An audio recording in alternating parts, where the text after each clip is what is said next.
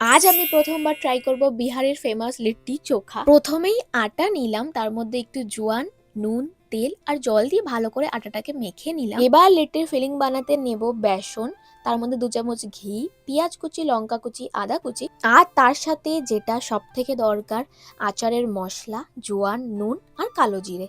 এই সব কিছুকে একসাথে মিক্সড করব। এবার ডো থেকে ছোট ছোট বল বের করে নিয়ে এরকম একটা শেপ দেব। তারপরে যেই পুরটা আমরা বানিয়েছিলাম লিট্টির জন্য সেইটা এর মধ্যে ফিল করে ভালোভাবে গোল করে নেব, যেমন কচুরির জন্য করা হয় ঠিক তেমন। এবার কুকারে ঘি দিয়ে লিট্টিগুলোকে সুন্দরভাবে সাজিয়ে দেব, তারপরে ঢাকা দিয়ে দেব।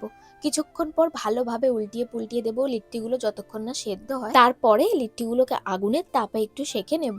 এবার চোখা বানানোর জন্য বেগুন আর টমেটোটাকে 4 ভাগে ভাগ করে এর মধ্যে একটু সর্ষের তেল মাখিয়ে এইগুলোকে পুড়িয়ে নেব। এবার টমেটো আর বেগুনটাকে ভালোভাবে মিক্স করে তার মধ্যে চাইলে তোমরা 2 চামচ আলু সেদ্ধও দিতে পারো। এর ওপরে দিলাম পেঁয়াজ কুচি আর ধনেপাতা কুচি, নুন, এই সব কটাকে একসাথে দিয়ে মেখে নিলাম। তো ব্যাস হয়ে গেল আমাদের চোখা তৈরি।